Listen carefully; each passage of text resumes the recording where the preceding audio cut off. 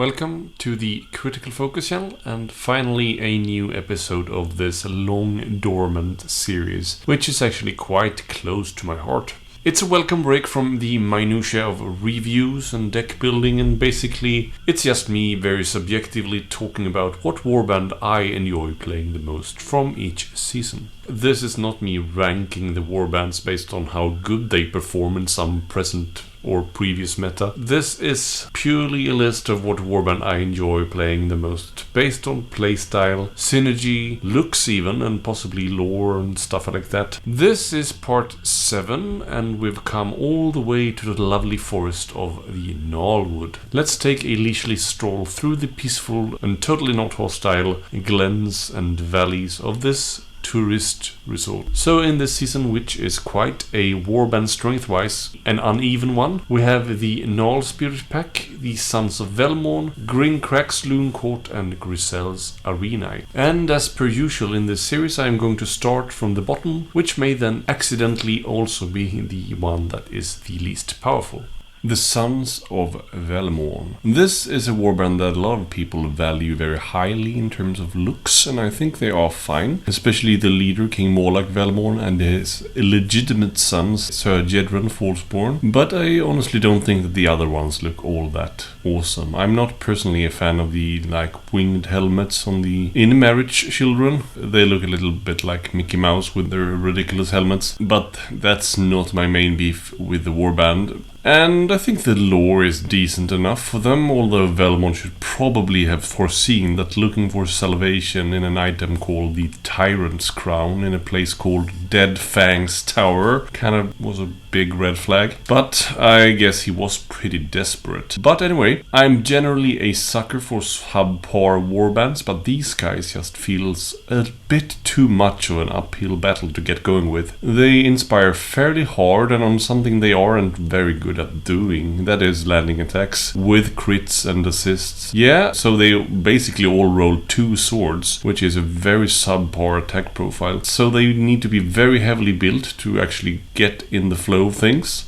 And even so, they won't stand up very well to the competition. They seem like an opportunity missed, seeing how much hype there was for this warband. The Graveguards seem to be a really popular unit that people had longed for a long time. But at least they seem to be quite popular in stuff like Warcry and Age of Sigmar. Next one for me is going to be the Gnarl Spirit Pack, and it's hard for me putting Dark Oath this low, but I think they are a bit too oppressive. They may have been toned down a bit now in how they inspire and uninspire, but they are still very strong and the deck flows a bit too well. Basically none of them have a subpar attack profile, while the Sons of Velmorn pretty much all do, and they all pack quite the punch as well, and have good defense and spell casting abilities, while also being able to switch from Inspire to Beast, which both have amazing utility with little to no effort. The models are really nice though, but for me they have always just felt like cheat mode, and the matchup in this starter box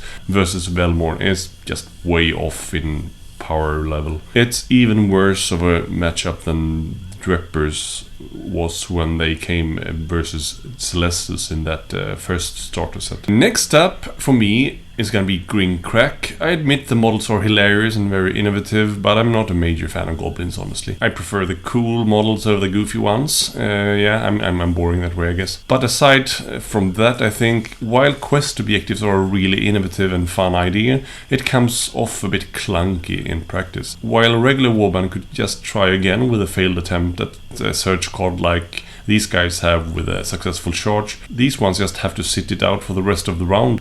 So this warband can flow amazingly when you just have the dice with you, obviously, but it can also be very, very frustrating to play.